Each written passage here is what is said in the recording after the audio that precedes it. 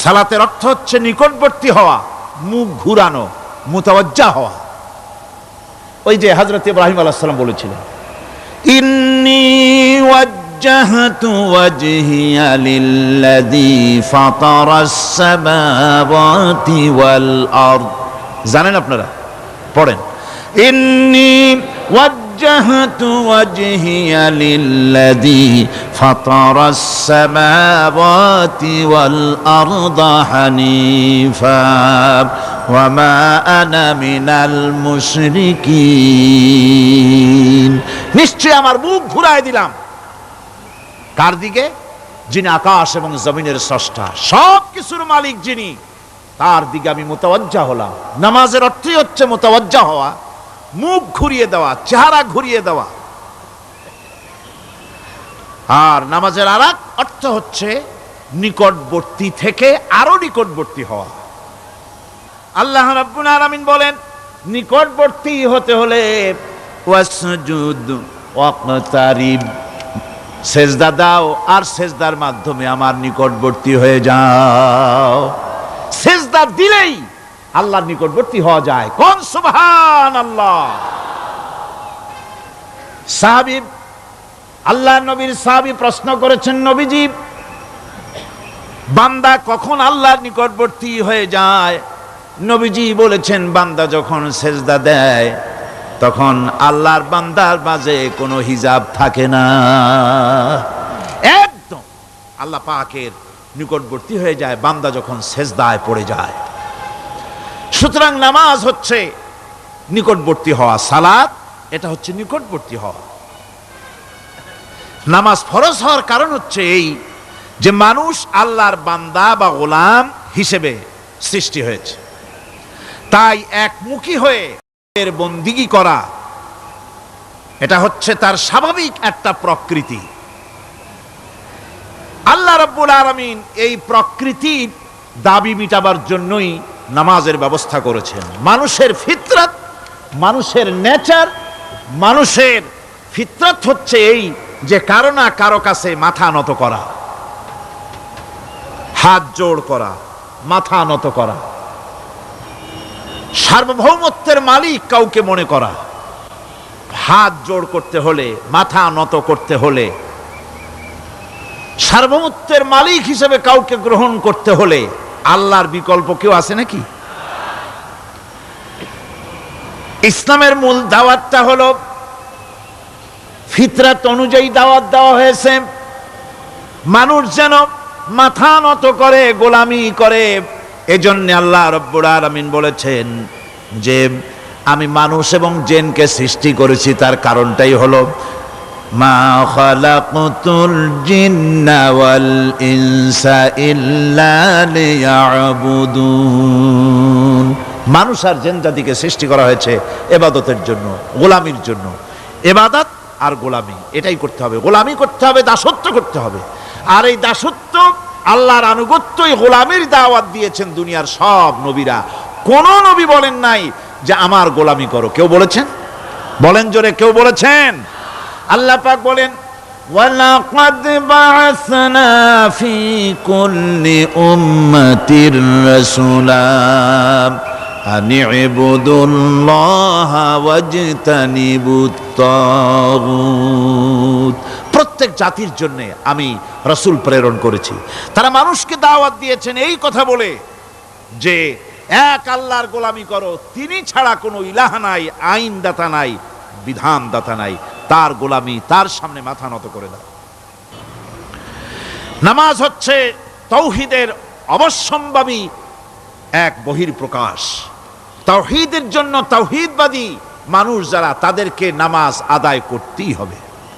আকীদা বিশ্বাসের দিক থেকে তাওহীদ যদি হয় পুরা দ্বীনের মূল উৎস, তাহলে আমলের দিক থেকে নামাজ হচ্ছে পুরা দ্বীনের মূল ভিত্তি।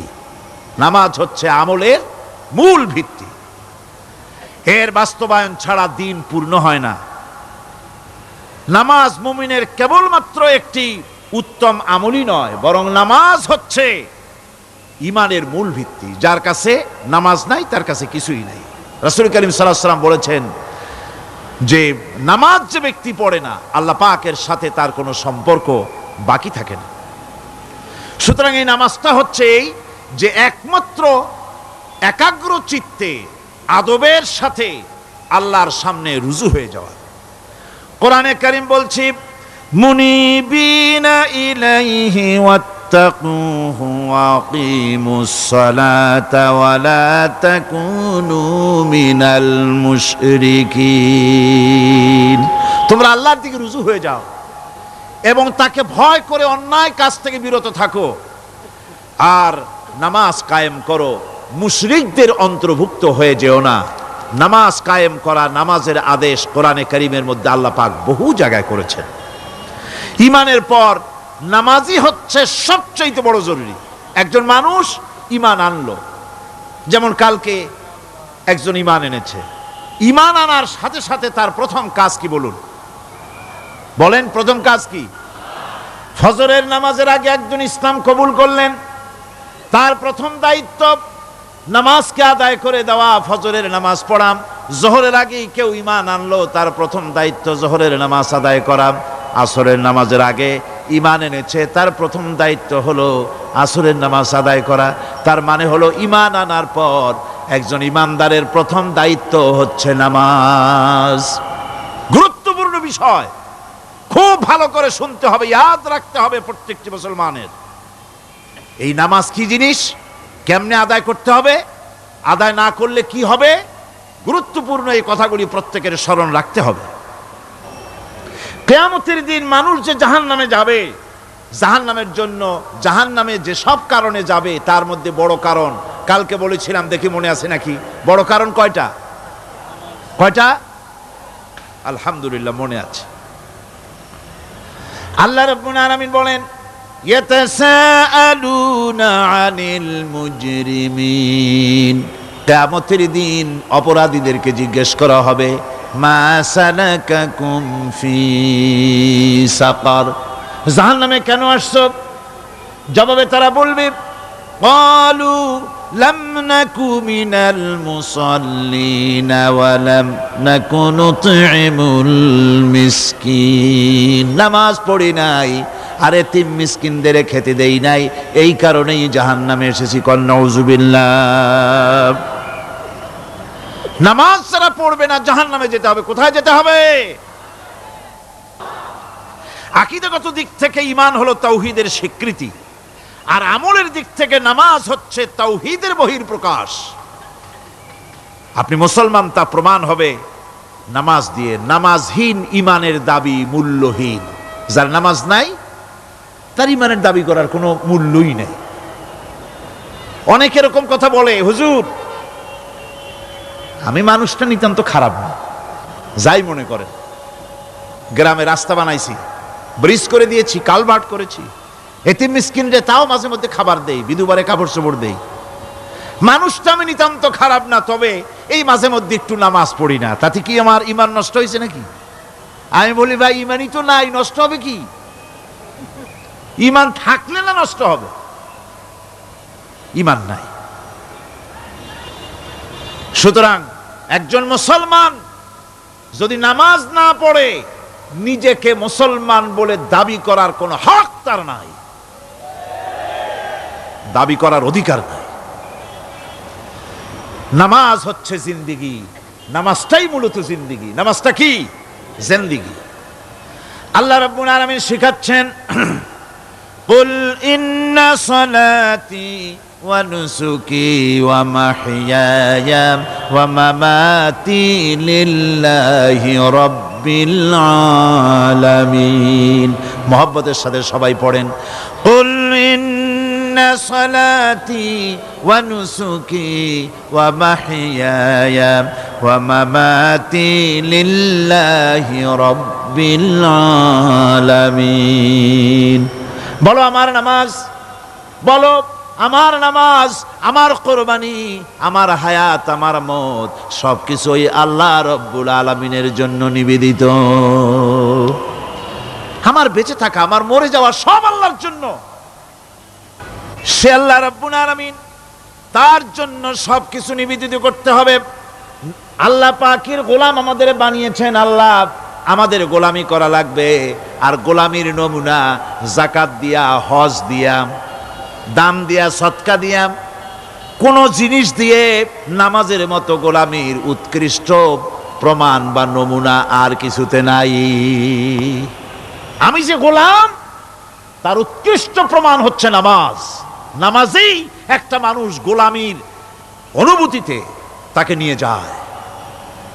বাদশাহ হোক, মন্ত্রী হোক, পীর হোক, মৌলানা হোক, মুহাদ্দিস হোক, বড় লোক হোক, গরিব হোক, পুরুষ হোক, নারী হোক, যাই হোক, নামাজে দাঁড়াইলো, একেবারে কান্ডারে ধরিয়া কানের কাছে হাত দিয়া, হাত দুটো বাঁধিয়া মাথা নিচের দিকে দিয়ে দাঁড়ায় গেল। কিসের মতো? আসামির মতো, গোলামের মতো। সুবহানাল্লাহ। এদিক ওদিক তাকাইতে পারবা না, চোখটা থাকবে সেজদা যেখানে দিবা সেখানে। তাকানো নিষেধ, সেজদার দিকে তাকাও। এরপরে যখন রুকুতে গেলেন, গোলামির নমুনা হয়ে গেল। গোলামের এরকম মাথা নিচু করে থাকতে হয় প্রভুর সামনে। গেলেন রাজা, বাদশাহ, বড় লোক, সব অহংকার চূর্ণ হয়ে গেল। নাক আর কপাল দিয়া আমার মাবুদের দরবারে মাথাটা লাগাই দিলাম জমিনের উপরে। সুবহানাল্লাহ। আমি আমার ভাষায় বলি, আমি আমার ভাষায় কথাটা এভাবে বলি, এই জমিনটা যদি কাগজ হয় আর আমার নাকটার কপালটা যদি কলম হয়, তাহলে আমি যে গোলাম দৈনিক 5 বার আমার নাক আর কপাল দিয়া জমিন নামক কাগজের উপরে, দাস খতের উপরে দৈনিক 5 বার নাক আর কপাল দিয়া সই করে দেই, আল্লাহ আমি তোমার গোলাম আর কারো গোলাম নই, আমি একমাত্র তোমার গোলাম। ঘুমের থেকে উঠে সেজদা দিয়া বলি, দুপুরের সময় কাজ ফেলাইয়া আর একবার বলি, বিকেল আসার আগেই আসরে আর একবার বলি, দিন যখন শেষ হয় আর একবার বলি, রাতে যখন শুতে যাই আর একবার সেজদা দিয়া ঘোষণা করি, মাবুদ আমি তোমার গোলাম। সুবহানাল্লাহ। নামাজ হচ্ছে ইসলামের গণ্ডির মধ্যে প্রবেশের প্রমাণ। কোরআনে কারীম বলছে, ফাইন তাবু ওয়া আকামুস সালাতা ওয়া আতাউজ যাকাতা ফাইখওয়ানুকুম ফিদ্দীন। সূরা তওবা এসেছে, তারা যদি তওবা করে আর নামাজ কায়েম করে, যাকাত যদি আদায় করে, তাহলে এখন তোমাদের সে দ্বীনি ভাই, এখন ভাই হয়ে গেল। একটু আগে ছিল কাফের, মুশরিক, এখন তোমার দ্বীনি ভাই। দ্বীনের গণ্ডির মধ্যে প্রবেশ করা, কলেমা পড়ার সাথে সাথেই নামাজ। নামাজ হচ্ছে দ্বীনের প্রধান গেট, দ্বীনের প্রধান তোরণ। দ্বীনের মধ্যে প্রবেশ করার জন্য এই গেট দিয়ে প্রবেশ করতে হবে। সুতরাং এই নামাজের এতই গুরুত্ব দেওয়া হয়েছে। ইসলাম যদি ক্ষমতায় আসে, আল্লাহ যেন এনে দেন, জোরে কোন আমিন। ইসলাম যদি ক্ষমতায় এসে যায়, রব্বুল আলামিন তাফসিরে মাহফিল, কোরআন সামনে নিয়ে আশা করে তোমার দরবারে দোয়া করি, এই বিশাল জনসমুদ্রের দোয়া কবুল করো মাবুদ গো, এই বাংলাদেশকে ইসলামের দেশ বানাইয়া দাও। দেশটা যদি ইসলামের হয়ে যায়, আইন যদি আল্লাহর হয়, শাসন যদি সৎ লোকেরা করে, রব্বুল আলামিন কোরআন শরীফে বলেন, তাহলে তারা 4টা কাজ করবে। আল্লাযীনা মাক্কান্নাহুম ফিল আরদ আকামুস সালাতা ওয়া আতাউজ যাকাত ওয়া আমারু বিল মা'রুফি ওয়া নাহাউ আনিল মুনকার। মুমিনেরা ক্ষমতায় এসে প্রথম যে কাজটা করবে, প্রথমে ক্ষমতা এসেই নামাজ বাধ্যতামূলক করবে। প্রথম কি? ওয়াজ নসিহতে অনুরোধ করা হবে না, বাবাজিরা আল্লাহর রাস্তায় নামাজটা পড়ে না। রেডিও এবং টেলিভিশনের মাধ্যমে রাষ্ট্রপ্রধান অর্ডার করে দিবেন, যারা আকেল বালিগ সকলের জন্য নামাজ বাধ্যতামূলক, নামাজ পড়তেই হবে, এটা অর্ডার। বেলা যখন 1টা বেজে যাবে, বেলা যখন 1টা বাজবে, সমস্ত মসজিদে আজান শুরু হয়ে যাবে। আজানের সাথে সাথে অফিস, আদালত, কল কারখানা, ক্ষেত খামার, শিক্ষাঙ্গন সব ডেডলক হয়ে যাবে। আধা ঘন্টার জন্য বন্ধ হয়ে যাবে।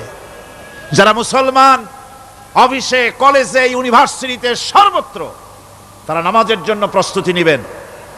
আধা ঘন্টার ভিতরে নামাজ আর খানা সেরে আবার কলেজ চলবে, বিশ্ববিদ্যালয় চলবে, কল চলবে, কারখানা চলবে, ক্যান্টনমেন্ট চলবে, সেক্রেটারিয়েট চলবে, সব আপন গতিতে চলতে থাকবে। আল্লাহর রহমত, বরকত আকাশ ফেড়ে নাজিল হয়ে যাবে। আর এই অর্ডার যে দেওয়া হবে, নামাজ পড়বেন সেখানে। থানায় যখন আজান হবে, থানায় আজান হয়ে গেছে, থানার স্টাফ, পুলিশ যারা আছে জামাতে খাড়া হয়ে যাবে, ইমামতি করবেন ওসি সাহেব। এসপির অফিসে এসপি সাহেব ইমামতি করবেন, ডিসি সাহেব তার অফিসে ইমামতি করবেন, মন্ত্রী সেক্রেটারিয়েট ইমামতি করবেন, প্রেসিডেন্ট বঙ্গভবনে ইমামতি করবেন, বিশ্ববিদ্যালয়ের ভাইস চ্যান্সেলরের ইমামতিতে সে জায়গার মুসলমান ছাত্র ছাত্রী, শিক্ষক শিক্ষয়িত্রী এক জামাতে নামাজ আদায় করবে। এই যদি হয় চিত্র দেশের, অপরাধ থাকবে? থানায় ওসি সাহেব নিজেই যদি জামাতের ইমামতি করেন, এইভাবে নামাজ আদায় করেন পুলিশদের নিয়ে জামাতে, ঘুষ আর খাবে তারা? এসপি সাহেবের অফিসে, ডিসি সাহেবের অফিসে মন্ত্রীরা যদি এভাবে নামাজ কায়েম করে, তাহলে কি অন্যায় অপরাধ কিছু থাকবে সমাজে? থাকবে না। সুতরাং নামাজ বাধ্যতামূলক করে দেওয়া হবে। নামাজ বাধ্যতামূলক, সকলকে নামাজ পড়তে হবে। নামাজ হচ্ছে অপকর্মের প্রতিবন্ধক। নামাজ পড়লে অন্যায় কাজ থেকে বাঁচার পথ। অন্যায় থেকে বাঁচাই কিসে? নামাজ। আল্লাহ রাব্বুল আলামিন বলেন, উতলু মা উহিয়া ইলাইকা মিনাল কিতাবি ওয়া কিমিস সালাম ইন্নাস সালাতা তানহা আনিল ফাহশাই ওয়াল মুনকার। হে নবী, এই কিতাব তেলাওয়াত করো, যা তোমার প্রতি অবতীর্ণ করা হয়েছে, এই কিতাব তেলাওয়াত করো আর নামাজকে প্রতিষ্ঠা করো। নিঃসন্দেহে নামাজ মানুষকে পাপাচার থেকে বাঁচায়া দেয়। অশ্লীলতা, পাপাচার থেকে মানুষকে বাঁচায় কে? জোরে চিল্লায় কোন কে? নামাজ। এই নামাজ মানুষকে অন্যায় কাজ থেকে বাঁচায় দেয়। নামাজ যে মানুষকে অন্যায় কাজ থেকে বাঁচায়, কেমনে বাঁচায়?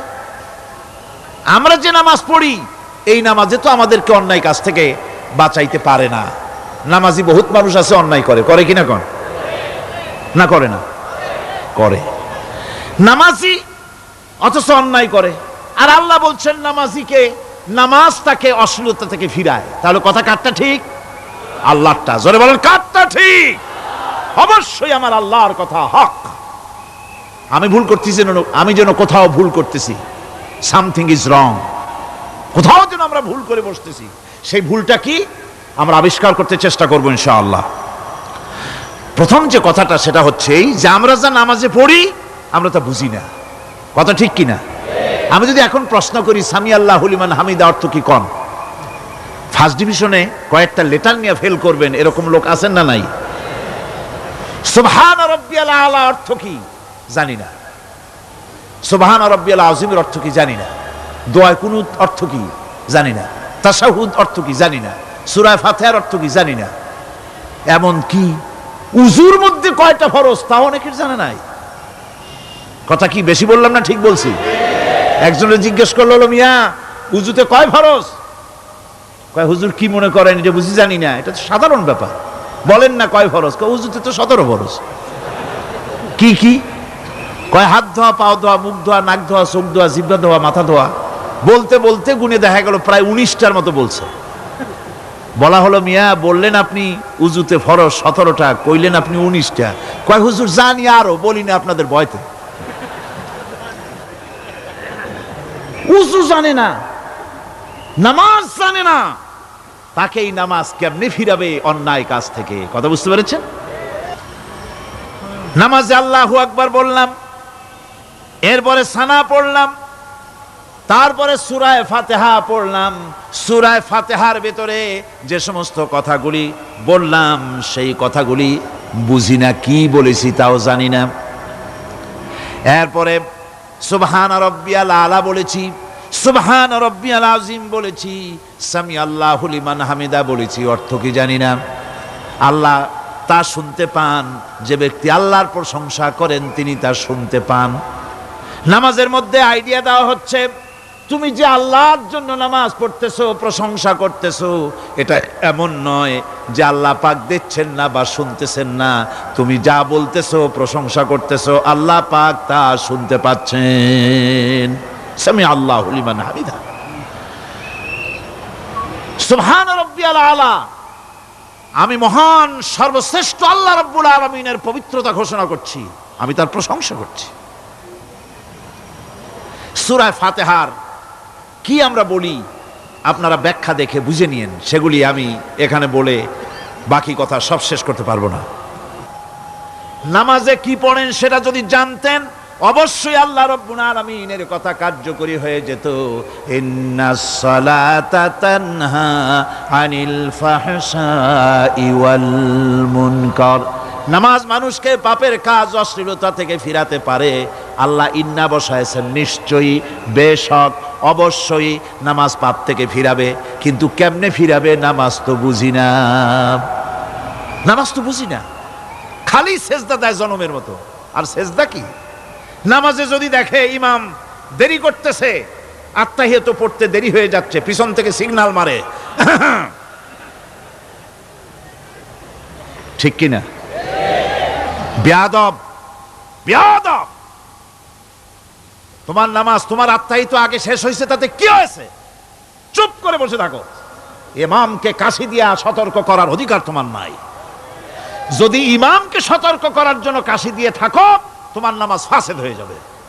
এটা ফাজলামি করার জায়গা না, এটা নামাজ। এর নাম কি?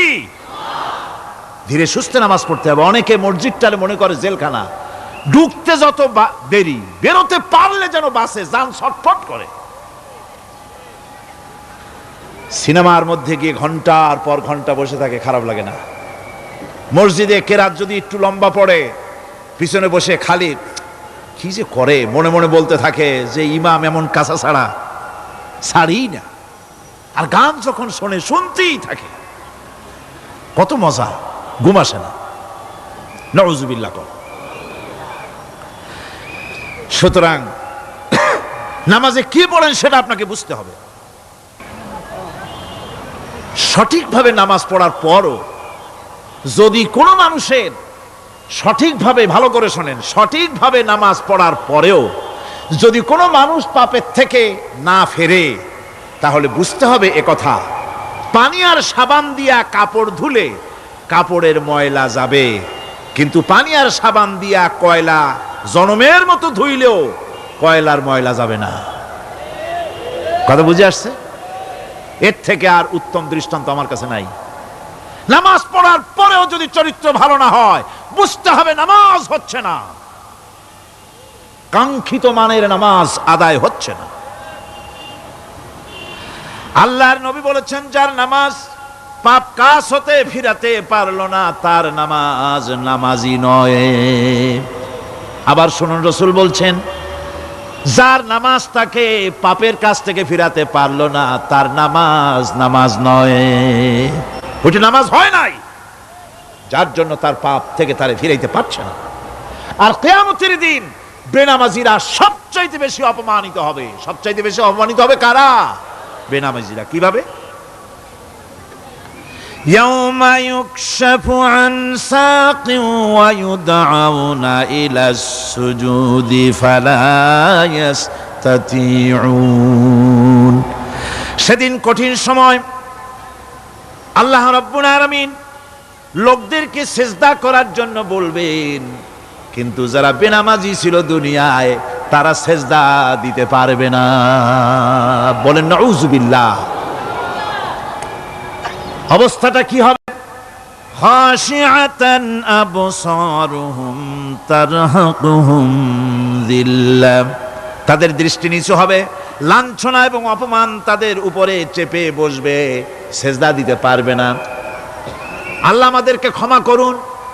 কিয়ামতের দিন হযরত আদম আলাইহিস সালাম থেকে শুরু করে পৃথিবীর সমস্ত মানুষের সামনে আল্লাহ রাব্বুল আলামিন সেজদা করার জন্য অর্ডার করবেন। যারা নাকি বেনামাজি ওরা আল্লাহর দরবারে সেদিন সেজদা দিতে পারবে না, লাঞ্ছিত অপমানিত হবে। জোরে কোন নাউজুবিল্লাহ।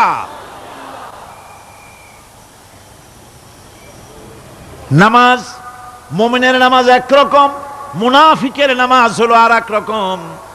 মুনাফিকরাও নামাজ পড়ে, পড়ে কিনা কন? মুনাফিকেরাও নামাজ পড়ে।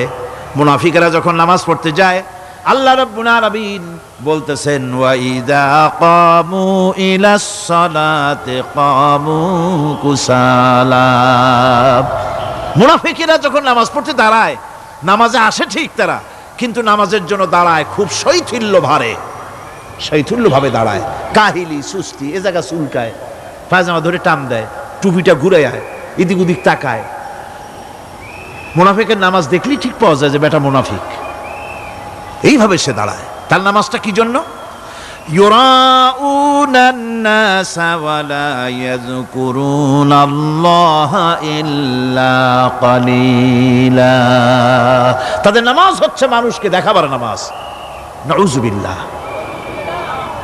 এখন দেখবেন এই মৌসুম আসছে, নামাজের মৌসুম, বেনামাজিদের নামাজের মৌসুম। জনসভা হচ্ছে, নির্বাচন আসতেছে, নামাজে রক্ত হয়ে গেছে, তাড়াতাড়ি আজান হয়ে গেল।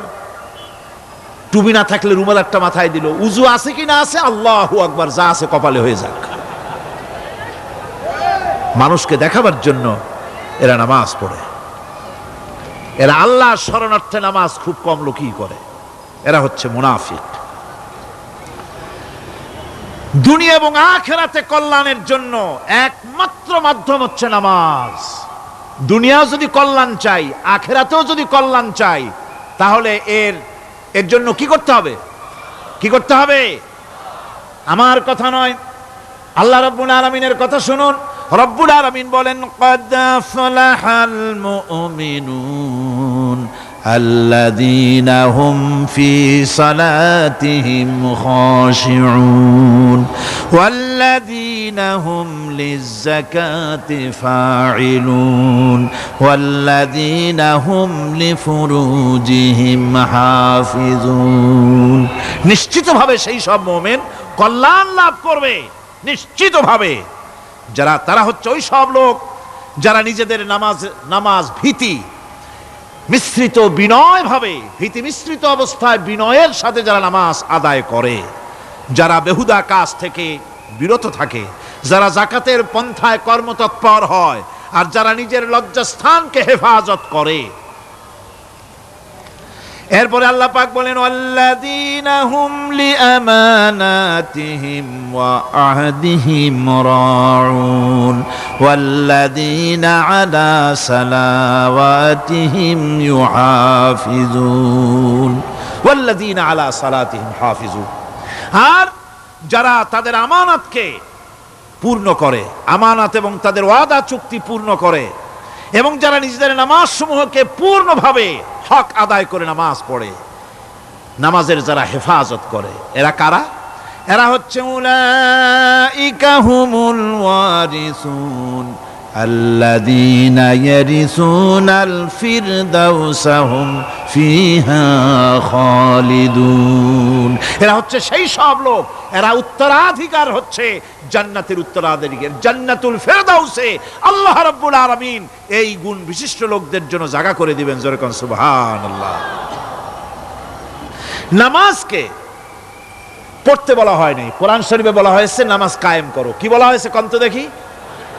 নামাজ কায়েম করো, নামাজ পড়ো। এই কথা কিন্তু কোরআন শরীফে কোনো জায়গায় আছে নাকি? এখন কায়েম করা কারে বলে? একটা গুরুত্বপূর্ণ আরেকটি বিষয়। নামাজ কায়েম করতে বলা হয়েছে। কায়েম কি? কায়েমটা হচ্ছে দৃষ্টান্ত স্বরূপ বলা যায় যে জিনিসটা সমাজে প্রতিষ্ঠিত আছে ওইটারে বলে কায়েম হওয়া, আর যেটা প্রতিষ্ঠিত নাই ওটা কায়েম নাই।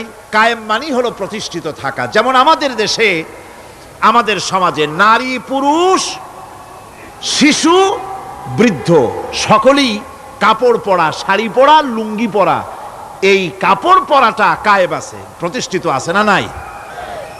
যার কারণে কাপড় পরা সমাজে কায়েম আছে বলে উলঙ্গ মানুষ সমাজে খুঁজে পাওয়া যায় না, পাগল ছাড়া।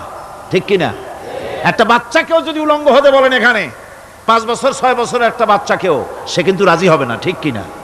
যেহেতু কাপড় পরা সমাজে প্রতিষ্ঠিত আছে, সেহেতু উলঙ্গ মানুষ পাওয়া যায় না, কাপড় পরাটাই এখানে প্রতিষ্ঠিত। সুতরাং এখন অবস্থাটা এই হয়েছে, কাপড় পরা প্রতিষ্ঠিত আছে বলে কোন উলঙ্গ মানুষ এসে যদি এই মঞ্চে দাঁড়ায় আর বলে আমাকে একটু বক্তৃতা করতে দেন, আপনারা কি করবেন? মঞ্চে তো উঠতেই দিবেন না। উলঙ্গ মানুষ যদি কোনো চাকরি নিতে যায় ইন্টারভিউতে, তাকে লাইনে দাঁড়াইতে দেবে? দেবে না। এমনকি উলঙ্গ হয়ে যদি বাড়িতে প্রবেশ করে, তার বউও দূর দূর করে তাড়ায় দেবে। ঠিক কিনা? যেহেতু সমাজের ভিতরে কাপড় প্রতিষ্ঠিত আছে, সেই জন্য এই উলঙ্গ মানুষ পাওয়া যায় না। অনুরূপভাবে নামাজ যদি প্রতিষ্ঠিত হতো সমাজের ভিতরে, তাহলে বেনামাজি খুঁজে পাওয়া যেত না। চাকরি করতে গেলে সেখানে নামাজ মানদণ্ড হয়ে যেত, নামাজ পড়ে কিনা তা দেখে নেওয়া হতো। বেনামাজি লোক পাওয়াই যেত না যদি প্রতিষ্ঠিত থাকতো। প্রথম প্রশ্নই হতো তুমি নামাজ পড়ো কিনা। ইলেকশনে যদি একজন উলঙ্গ মানুষ এসে দাঁড়ায়, ভাইরা এবার আমার বোতল মার্কা বাক্স, উলঙ্গ মানুষ এসে ভোটে দাঁড়াইছে, আপনারা ভোট দিবেন? দিবেন। ওইটা কাপড় প্রতিষ্ঠিত আছে বলে, লুঙ্গি প্রতিষ্ঠিত সমাজে আছে বলে উলঙ্গ মানুষকে আপনি ভোট দিবেন না। নামাজ যদি প্রতিষ্ঠিত থাকতো সমাজে, বেনামাজি মানুষ যদি এসে মঞ্চে দাঁড়ায়া যতই বলতো আমি ক্ষমতায় গেলে এই করব সেই করব, নামাজ প্রতিষ্ঠিত থাকলে পরে এই বেনামাজিরে কেউ ভোট দিত না। নামাজ যদি প্রতিষ্ঠিত থাকতো, তাহলে অফিসের অফিসার তো দূরের কথা, বেনামাজি অফিসের ঝাড়ুদারের চাকরিও তার কিসমতে জুটতো না, যদি নামাজ প্রতিষ্ঠিত থাকতো। এর নাম হলো নামাজ কায়েম হওয়া। নামাজ কায়েম থাকলে এই অবস্থার সৃষ্টি হতো। এই জন্য আল্লাহ পাক বলেছেন নামাজকে কায়েম করতে হবে। নামাজ হবে সব ভালো কাজের মানদণ্ড। সমস্ত ভালো কাজের মানদণ্ড কি? নামাজ। নামাজ আমাদেরকে বড় রকমের শিক্ষা দেয়। কি শিক্ষা দেয়? নামাজ আমাদের শিখায় ঐক্য আর ভ্রাতৃত্ব। ভ্রাতৃত্বের আর ঐক্যের শিক্ষা দেয়। এক নেতার আনুগত্য করা শিখায়। জামাত যত বড় হোক, ইমাম হবে কয়জন? একজন ইমাম হবে। আর এই ইমাম মানে কি? নেতা। ইমাম মানে কি? নেতা নির্বাচন শিখায় নামাজে। নেতা নির্বাচন কে শিখায়? নামাজ শিখায়। বোঝেন খুব ভালো করে। কিভাবে? মনে করুন চট্টগ্রাম শাহী মসজিদে ইমাম প্রয়োজন। এখন সেই ইমাম নেওয়ার জন্য ইন্টারভিউ কল করা হলো, বিজ্ঞাপন দেওয়া হলো পত্রিকায়। অনেক আলেম আসলেন। ইন্টারভিউ বোর্ডে যারা বসলেন, তারা ইন্টারভিউটা কিভাবে নেবেন? যার মাথার চুল লম্বা বেশি তার ইমামতি দেওয়া হবে, যার লুঙ্গিটা পায়ের গিরার তলে তারে দেওয়া হবে, যার মোষটা মুখের মধ্যে গিয়া ঢুকছে, হাসি দিলে বুঝাই যায় না হাসে না কান্দে, তারে দিবে। দাড়িগুলা কামাইছে তারে দেবে। সিগারেট খায়, বা অবশ্য চট্টগ্রাম আর সিলেটে সিগারেটের ফতোয়া ভিন্ন রকম। বরিশালে আমি যেখানে জন্মগ্রহণ করেছি, আমার এলাকায় কোনো আলেম যদি সিগারেট খায়, মসজিদের ইমাম তো ভালো, মসজিদ ঝাড়ু দিতেও ঢুকতে দেবে না মসজিদে। এটা এই এলাকার এক রকমের কায়দা। আমি এটার ব্যাপারে কথা নাইবা বললাম। তো আপনারা খুঁজে দেখবেন সে সিনেমা দেখে নাকি, মিথ্যা কথা বলে নাকি, বউ পর্দায় থাকে নাকি। এগুলি মাইক্রোস্কোপ যন্ত্র দিয়ে ইমামের মাথা থেকে পা পর্যন্ত দেখবেন কিনা কন? আচ্ছা এবার কন তো দেখি, এই ইমাম সাহেব ইমামতি করবে কতজন লোকের? 500, 1000। শাহী মসজিদে ধরেন 5000 লোক হইল। 5000 লোক, 5000 লোকের ইমাম নির্বাচনের সময় পা থেকে শুরু করে মাথা পর্যন্ত দেখেন, এমনকি বউ পর্যন্ত। বৌমনি আনিয়ে দেখেন না, পর্দায় থাকে কিনা এইটা আপনারা দেখেন, ঠিক কিনা? এ খবরটা নেন। 5,000 লোকের একটা ইমাম বানাতে গিয়ে মাইক্রোস্কোপ যন্ত্র দিয়ে দেখেন মোষ কেমন, দাড়ি কেমন, চুল কেমন, পাও কেমন, হাত কেমন, হাতে নখ লম্বা কিনা, দাঁতে ছাতা কিনা, বউ পর্দায় থাকে কিনা, মিথ্যা কথা কয় কিনা, এত দেখেন। আর যখন নির্বাচন আসে তখন 2.5 থেকে 3 লক্ষ মানুষের জন্য একজন এমপি নির্বাচিত হয়। সেই ইমামকে বাছাই করার জন্য নামাজ পড়ে কিনা, জিনাকার কিনা, মদখোর কিনা, সুদখোর কিনা, ঘুষখোর কিনা, বদমাশ কিনা বাছাই করা হয় না।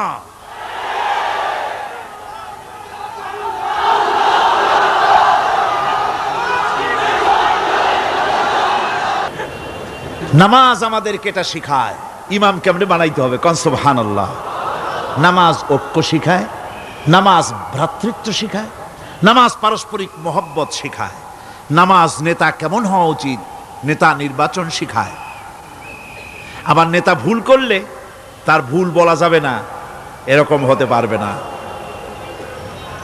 নামাজের ভিতরে ইমাম যদি ভুল করলেন, আপনি লোকমা দিবেন, সুবহানাল্লাহ, আল্লাহু আকবার বলবেন। যদি তিনি সংশোধন না হলেন আবার দেন, তাতেও সংশোধন হলো না আবার দেন।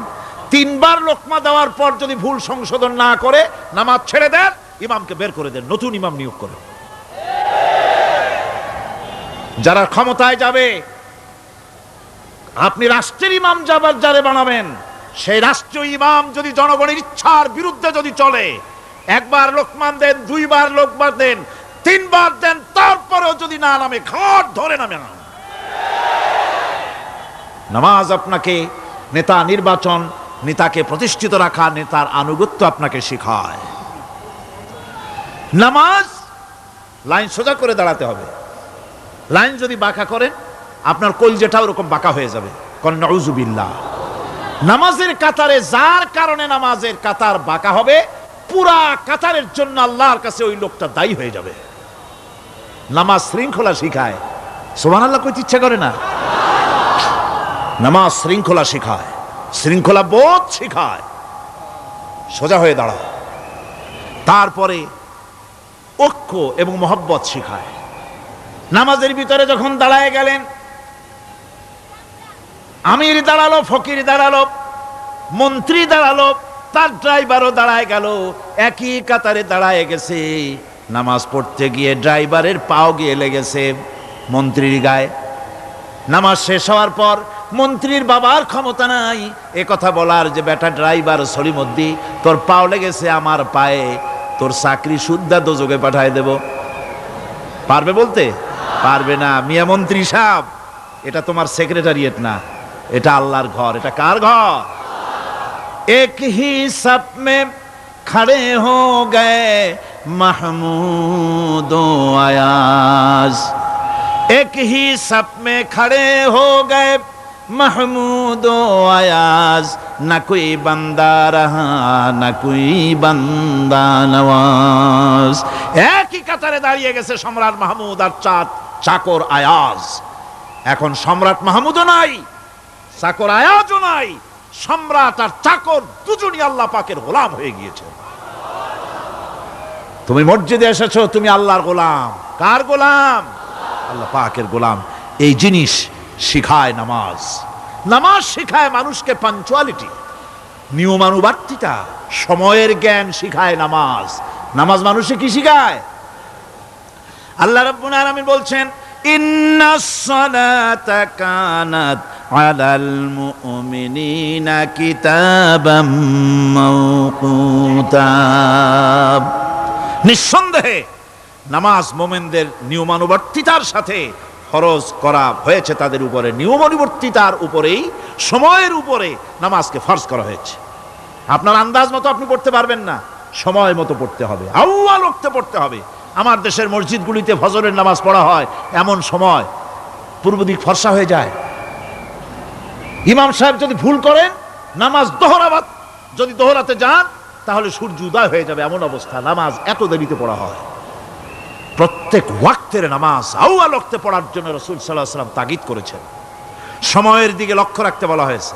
যেই জাতির, লক্ষ্য করুন, যে জাতির দৈনিক 5 বার টাইমলি অক্ত মতো সময় মতো নামাজ আদায় করতে হয়। দুর্ভাগ্যজনক সত্য, সেই জাতির কাছে সময়ের কোনো দাম নাই। সময়ের দাম নাই। 9টার গাড়ি কয়টায় আসবে? 9টার গাড়ি কয়টায় আসবে? একদিন দেখা গেল সত্যি 9টার সময় এসে গেছে। যাত্রীরা বলছে মাশাআল্লাহ, অন্তত একটা দিন তো 9টার সময় আসলো। স্টেশন মাস্টার বলছে না, খুশি হওয়ার কারণ নাই, আজকের না, এটা গতকালকেরটা। আমার আমেরিকার সফরের সময়, যে বাড়িতে আমি আমেরিকায় থাকি, কুইন্স এলাকায়, নিউ ইয়র্ক সিটিতে, সে বাড়িওয়ালা চাকরি করে। সে আমাকে বলল 10টি বছর আমি একটা ট্রেনে যাতায়াত করি। সে বলছে রাত 3:45 ট্রেনটা আসে, ওই ট্রেনে চড়ে সে তার কর্মস্থলে যায়। বলল 10টা বছর আমি এখানে আছি, 10 বছরের ভিতরে এই ট্রেনটা 1 মিনিটের জন্য এদিক ওদিক করলো না, ঠিক 3:45 এসে হাজির হয়ে গেছে। ঝড় হোক, বৃষ্টি হোক, স্নো পড়ুক, বরফ পড়ুক, টাইমলি চলতেছে। দুনিয়ায় ভিন্ন জাতিরা যে উন্নতি করে, তার পেছনে সময়ের জ্ঞান তাদের অনেক বেশি আমাদের থেকে। কথা ঠিক কিনা? আমাদের সময়ের জ্ঞান নাই, সময়ের কোনো মূল্য আমরা দেই না। 2টার সময় মিটিং হবে, মন্ত্রী সাহেব আসেন 5টার সময়, ঠিক কিনা? বক্তৃতার জন্য সময় দেওয়া হয়েছে 20 মিনিট, নাহমাদু ওয়া নুসাল্লি আলা কইয়া সুর দিয়া 35 মিনিট গেছে নাহমাদু কইতে কইতে। সময় 20 মিনিট, তা তার মনেই নেই। এই যে সময়ের জ্ঞান নাই, এটা ব্যর্থতা। নামাজ মানুষকে সময়ের জ্ঞান শিখায়। কোন আলহামদুলিল্লাহ। এই সময়ের জ্ঞান আমাদেরকে শিখতে হবে। এবার আমি আপনাদের সামনে বলতে চাই, আল্লাহর নবী জনাবে মুহাম্মদ রাসূলুল্লাহ সাল্লাল্লাহু আলাইহি ওয়াসাল্লাম নামাজের ব্যাপারে কি বলছেন। এতক্ষণ তো আল্লাহর কথা শোনালাম, কার কথা শোনাইছে? আমার আল্লাহর নবী বলেন, নবীকে প্রশ্ন করা হলো, ইয়া রাসূলুল্লাহ আইয়ু শাইইন আহাব্বু ইনদাল্লাহি ফিল ইসলাম, ইসলামের মধ্যে আল্লাহর কাছে কোন জিনিসটা বেশি প্রিয়? আল্লাহর কাছে ইসলামের কোন জিনিসটা বেশি প্রিয়? হুজুর বললেন, as-সালাতু লিওয়াক্তিহা, মান তারাকা সালাতান ফালা দীন লাহু ওয়াস-সালাতু ইমাদুদ্দিন। আল্লাহর কাছে সবচাইতে বেশি প্রিয় হচ্ছে নামাজ। সবচাইতে প্রিয় কি? নামাজ। ওয়াক্তমতো নামাজ আদায় করা আল্লাহ পাকের বেশি প্রিয়। আর এই নামাজ হচ্ছে দ্বীনের খুঁটি। এটা দ্বীনের কি? খুঁটি। এই যে খুঁটিগুলো আছে, খুঁটিগুলো ফালাই দিলে তারপর আপনার এই প্যান্ডেল থাকবে? থাকবে না। বিল্ডিং এর পিলার ভেঙে দেন, বিল্ডিং টিকবে? ঘরের খুঁটিগুলি উড়ায় ফেলেন, ঘর টিকবে? টিকবে না। দ্বীনের খুঁটি হচ্ছে নামাজ। লা দীনা লিমান লা সালাতা লাহু, যার কাছে দ্বীন নাই, যার কাছে নামাজ নাই, তার কাছে কি নাই? দ্বীন নাই, ঈমান নাই। আল্লাহর নবী বলেছেন, ওয়ান জাবিরিন রাদিয়াল্লাহু তাআলা আনহু قال قال رسول الله صلى الله عليه وسلم بين العبد وبين الكفر ترك الصلاة। আল্লাহ পাকের নবী বলেন, আল্লাহর বান্দার মুমিন, আল্লাহর বান্দার কাফের, দুইজনের মধ্যে পার্থক্য হলো, যে ব্যক্তি নামাজ পড়ে সে আল্লাহর গোলাম, যে নামাজ পড়ে না সে কাফের হয়ে গেল। যে নামাজ পড়লো না সে কাফের হয়ে গেল। মান তারাকা সালাতান মুতাআম্মিদান ফাকাদ কাফারা, যে ব্যক্তি ইচ্ছে করে নামাজ ছেড়ে দিল সে কাফের হয়ে গেল। বলেন নাউযুবিল্লাহি মিন যালিক। এই জন্য নামাজ আদায় করা বাধ্যতামূলক প্রত্যেকটি মুসলমানের জন্য। রাসূল করিম সাল্লাল্লাহু আলাইহি ওয়াসাল্লাম একটা দৃষ্টান্ত দিয়েছেন। কারো বাড়ির সামনে যদি একটা নাহার থাকে, একটা পুকুর থাকে, একটা খাল থাকে প্রবাহিত, এতে যদি ওই বাড়িওয়ালা দৈনিক 5 বার গোসল করে, তাহলে তার গায়ে কি কোনো ময়লা থাকে? হুজুর, সাহাবীরা বললেন না হুজুর, থাকে না। হুজুর বলেন, এটাই হলো নামাজের দৃষ্টান্ত। 5 ওয়াক্ত নামাজ যে আদায় করবে, সে গুনাহ থেকে আল্লাহ পাক তাকে পবিত্র করে দিবেন। সুবহানাল্লাহি বিহামদি। আমার ভাইয়েরা, নামাজ পড়লে পরে এক জুমা থেকে আর এক জুমা পর্যন্ত মানুষ যে সমস্ত গুনাহ করে, কবিরা গুনাহগুলি বাদে, শিরক আর কবিরা গুনাহগুলি বাদে যত গুনাহ আছে তার কাফারা হয়ে যায়। নামাজ যে সঠিকভাবে আদায় করবে, এই নামাজটা একটা কঠিন কাজ। নামাজটা কি কাজ? কে বলতেছেন এ কথা? আল্লাহ পাক। ওয়া ইন্নাহা লাকাবীরাতুন ইল্লা আলাল খাশিঈন। নামাজ একটা ভারী জিনিস, একটা কঠিন জিনিস। কাদের জন্য কঠিন নয়? যারা নাকি আল্লাহ পাককে ভয় করে। আল্লাযীনা ইয়াযুন্নুনা আন্নাহুম মুলাকু রাব্বিহিম ওয়া আন্নাহুম ইলাইহি রাজিউন। যারা নাকি একথা মনের ভিতরে ধারণা করে যে আল্লাহ রাব্বুল আলামিনের দরবারে আমার হাজির হওয়া লাগবে, মোলাকাত করা লাগবে, এই চিন্তা যারা করে তাদের জন্য নামাজ মোটেই কষ্টকর নয়, নামাজ মোটেই তাদের জন্য অসহনীয় নয়, বোঝা নয়, ভার নয়। তারা নামাজ আদায় ঠিকই করবে। এই জন্যে বিবি বাল বাচ্চা সকলকে নামাজের জন্য তাগিদ করতে হবে। যত ভাই এখানে এসেছেন নিজেরা পড়বেন, বিবি বাল বাচ্চাকে তাকিদ করবেন। আল্লাহ পাক বলছেন ওয়ানজির আশীরাতাকাল আকরাবিন, তোমার নিকটবর্তী যারা আছে তাদেরকে তুমি আল্লাহর ভয় দেখাও। নামাজের জন্য তাদেরকে বলো আল্লাহর ভয় তাদের অন্তঃকরণের মধ্যে সৃষ্টি করে দাও। আর এই নামাজ পড়তে হবে জামাতের সাথে। নামাজ পড়তে হবে কিছুর সাথে? জামাতের সাথে। রাসূল করিম সাল্লাল্লাহু আলাইহি ওয়াসাল্লাম বলছেন, হুজুরের কাছে, আল্লাহর নবীর কাছে হযরতে আবু হুরায়রা রাদিয়াল্লাহু তাআলা আনহু হাদিসটি বর্ণনা করেছেন। হুজুরের কাছে একজন অন্ধ লোক এলো। সেই অন্ধ লোক এসে বললেন, হুজুর আমি তো চোখে দেখি না, জামাতের যে গুরুত্বের কথা আপনি বললেন, আমাকে কি রুখসত দেওয়া যায় নাকি? আমি অনেক সময় সাথী সঙ্গী পাই না, আমাকে কি রুখসত দেওয়া যায় নাকি? হুজুর বললেন, হ্যাঁ তোমাকে রুখসত দেওয়া গেল। অন্ধ যখন হেঁটে যাচ্ছিলেন নবীজি তাকে আবার ডাকলেন, ডেকে জিজ্ঞেস করলেন, অন্ধ নামাজের মসজিদের আজান কি তোমার কানে যায়? বলে হ্যাঁ আমি আজান শুনি। হুজুর বললেন, আজানের জবাব দিবা, মসজিদে এসে জামাতে নামাজ পড়বা। একজন অন্ধকে রুখসত দেওয়া হয় নাই। মসজিদে আজান শোনার পর ঘরে বসে যদি নামাজ আদায় করেন নামাজের হক আদায় হবে না।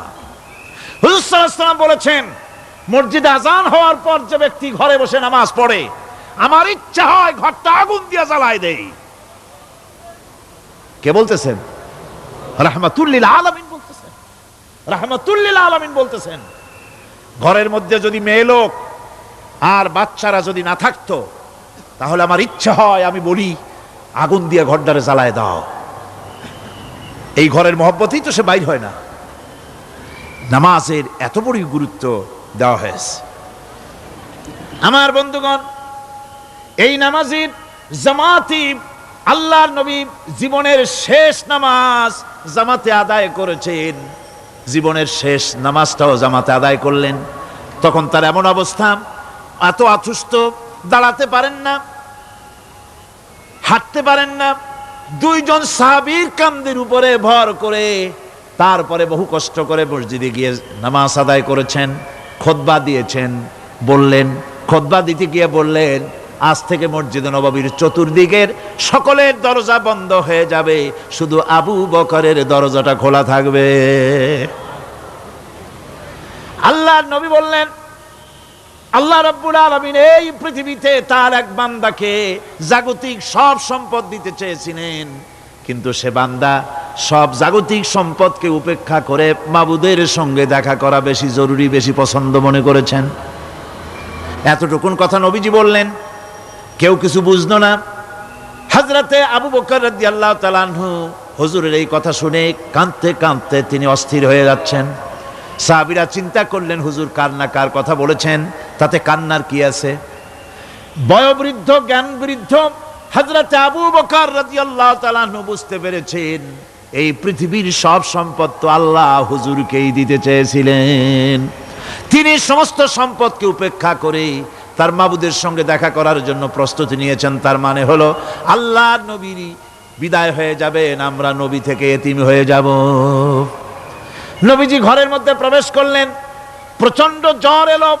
এই প্রচন্ড জ্বর নিয়ে তিনি শুয়ে আছেন, কখনো বেহুশ কখনো হুশ। এর মধ্যে সারাজান হয়ে গেল। সাহাবীরা বহুক্ষণ অপেক্ষা করে হযরত আবু বকরের ইমামতিতে নামাজ শুরু করলেন। হুজুরের হুশ এলো, প্রশ্ন করলেন, আয়েশা রে এখন কোন সময়? হযরত আয়েশা বলেন, ইয়া রাসূলুল্লাহি, মসজিদে নববীতে নামাজ শুরু হয়ে গেছে, সাহাবীরা অনেকক্ষণ অপেক্ষা করে আমার বাবার ইমামতিতে। নামাজ পড়তেছে সবাই, কিন্তু সাহাবীরা কেঁদে কেঁদে নামাজের মধ্যেই কাঁদতে কাঁদতে অস্থির হয়ে যাচ্ছে। তাদের মনের ধারণা হয়েছে নবীজির পেছনে নামাজ পড়ার কিসমত থেকে তারা মাহরুম হয়ে গেল। নবীজি বলেন, আয়েশা দরজা খুলে দাও আর আমার মাথাটা একটু উঁচু করে ধরো, আমি একটু নামাজের দৃশ্যটা দেখি। দরজা খুলে দেওয়া হলো, নবীজির মাথা উঁচু করে ধরা হলো। নামাজের জামাতের দৃশ্য দেখে নবীজি আবার শুয়ে পড়লেন। হযরত মা আয়েশা লক্ষ্য করে দেখেন নবীজির দুই চোখের কোণা দিয়া পানি পড়তেছে। মা আয়েশা জিজ্ঞেস করেন, ইয়া রাসূলুল্লাহ, হে নামাজের দৃশ্য দেখে চোখে কেন পানি এলো? হুজুর বলেন, আয়েশা রে, এটা কোনো দুঃখের পানি নয়, এটা তৃপ্তির পানি।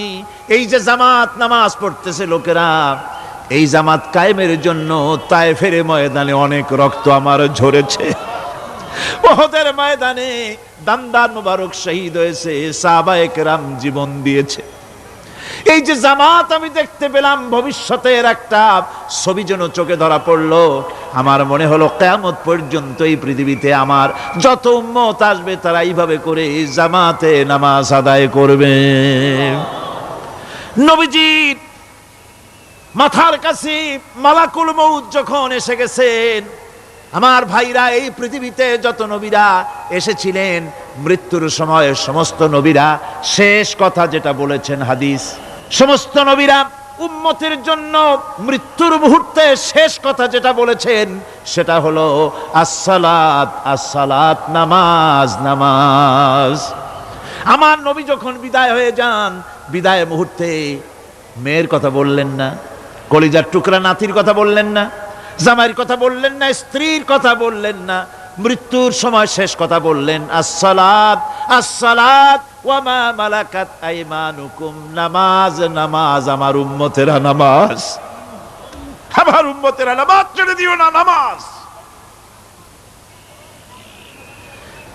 যেই নবী উম্মতের জন্য এত কাঁদলেন, নামাজের জন্য এত কথা বলে গেলেন, আল্লাহ রাব্বুল আলামিন নামাজের জন্য এত নির্দেশ করলেন, নবীজি ইন্তেকালের সময় নামাজের কথা বলে দিলেন, সেই মুসলমান আজ নামাজ আদায় করে না, নামাজ পড়ে তো নামাজ শুদ্ধ হয় না। হযরতে হুযায়ফা রাদিয়াল্লাহু তাআলা আনহু তিনি একবার ইয়েমেন সফর করেছিলেন, এক মসজিদে নামাজ পড়লেন, একজনকে তিনি নামাজ পড়তে দেখলেন, নামাজ পড়তে দেখে তিনি অপেক্ষা করলেন, লোকটার নামাজ হয়ে যাওয়ার পর তিনি প্রশ্ন করলেন, আল্লাহর বান্দা, তুমি কতদিন এরকমের নামাজ পড়তেছ? তিনি বললেন, প্রায় 40 বছর তো হবে আমি এরকম নামাজ পড়তেছি। হযরতে হুযায়ফা বলেন, তুমি কি আমারে চেনো? কয়, না, চিনি না। হযরত হুযায়ফা বললেন, আল্লাহর বান্দা শোনো, আমি হচ্ছি আল্লাহর নবী মুহাম্মদুর রাসূলুল্লাহ সাল্লাল্লাহু আলাইহি সাল্লামের সাহাবী হুযায়ফা। ও আল্লাহর বান্দা, তুমি যেভাবে নামাজ পড়েছো এই রকম যদি 40 বছর নামাজ পড়ে থাকো, আল্লাহর কসম করে বলি, নবীজি যে নামাজ শিখাইছেন তোমার সে নামাজ হয় নাই, রাসূলুল্লাহর নামাজ হয় নাই। নামাজ পড়লেই হবে না, রাসূলুল্লাহ বলেছেন, সাল্লু কামা রাআইতুমুনি উসাল্লি, নামাজ পড়ো সেইভাবে যেভাবে আমারে পড়তে দেখো। বিশ্বাস করুন ভাইরা, নামাজ যদি না হয়, হরতাল করিয়া, মিছিল করিয়া, বিক্ষোভ করিয়া, যে কোনো আন্দোলন করে ইসলামকে বিজয়ী করা যাবে না যতক্ষণ পর্যন্ত নামাজ সহি না হবে। নামাজ হচ্ছে ফাউন্ডেশন, নামাজ নাই কিচ্ছু নাই। ঠুকঠাক করে 2টা সেজদা দিয়ে উঠে যাবেন, আপনার ইসলামী আন্দোলনের 4 পয়সার দাম নাই।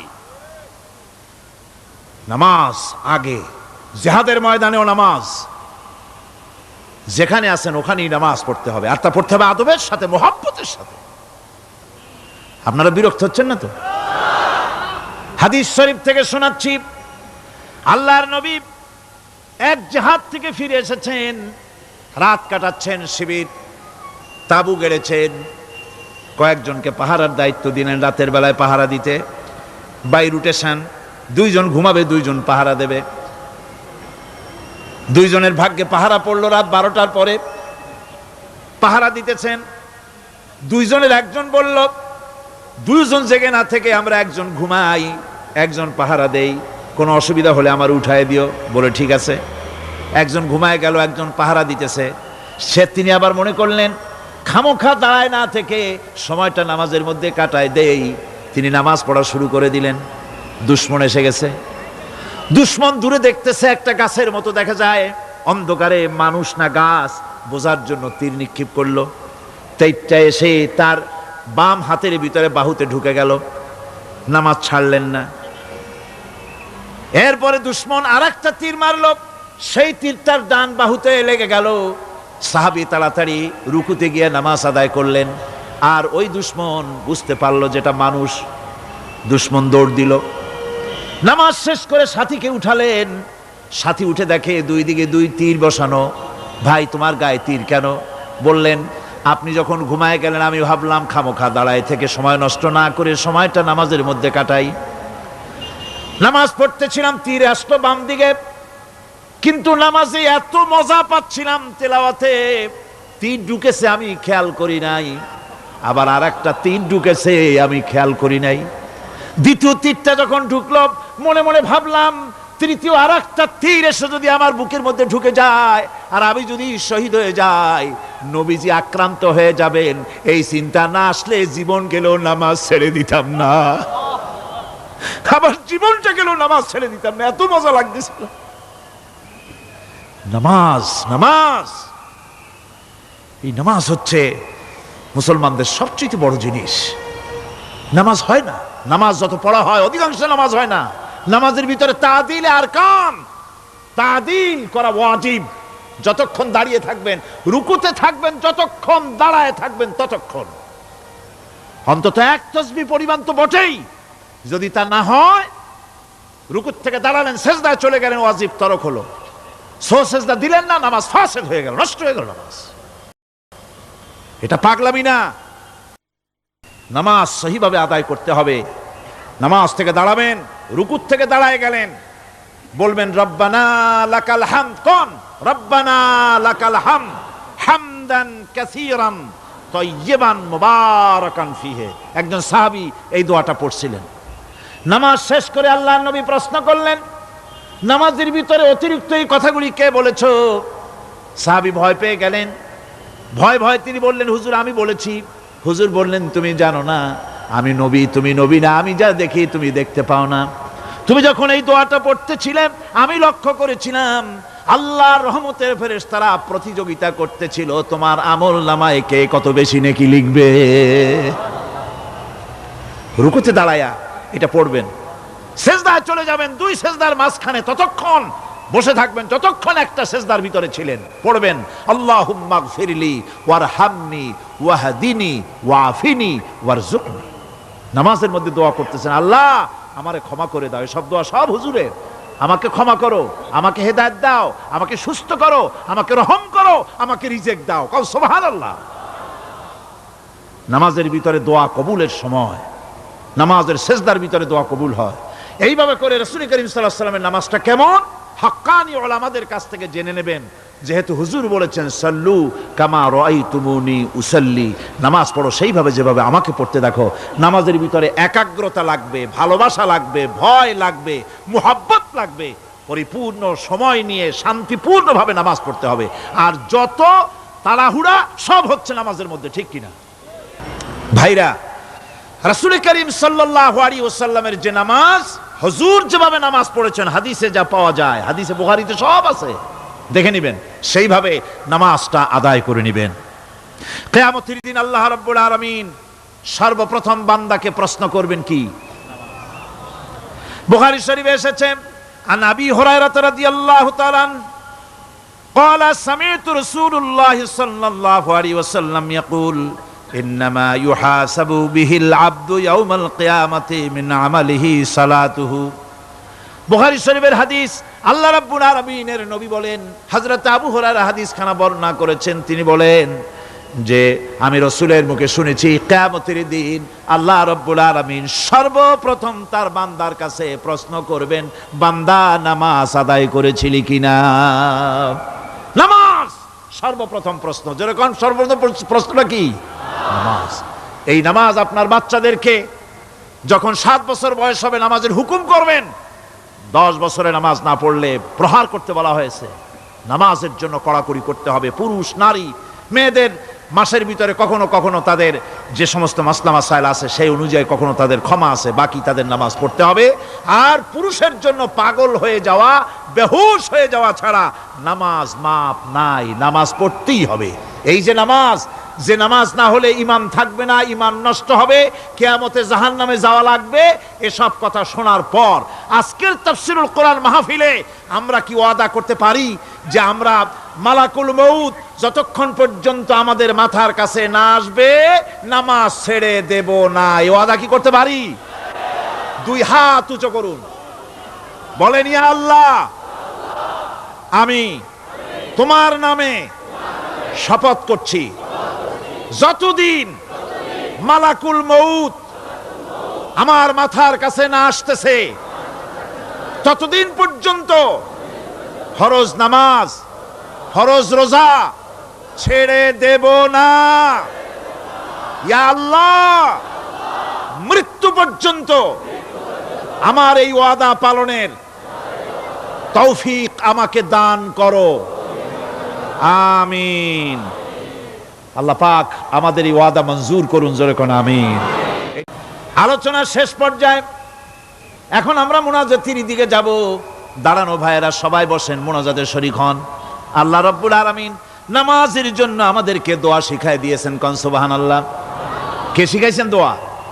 আল্লাহ পাক দোয়া শিখালেন, রব্বি জাআলনি মুকিমাস সালাতি ওয়া মিন যুররিয়াতি রব্বানা ওয়া তাকাব্বাল দুআ। হায় আল্লাহ, আমারে আমার বিবি বাল বাচ্চারে নামাজের উপরে প্রতিষ্ঠিত করো। আল্লাহ, তুমি দয়া করে দোয়া কবুল করো, জোরে কোন আমিন। এ দোয়া আপনারাও করবেন, আমিন, আল্লাহুম্মা আমিন। রব্বানা যালামনা আনফুসানা ওয়া ইন লাম তাগফির লানা ওয়া তারহামনা লানাকুনান্না মিনাল খাসিরিন। রব্বানা লা তুযিগ কুলুবানা বা'দা ইয হাদাইতানা ওয়া হাব লানা মিন লাদুনকা রাহমাতান ইন্নাকা আনতাল ওয়াহ্হাব।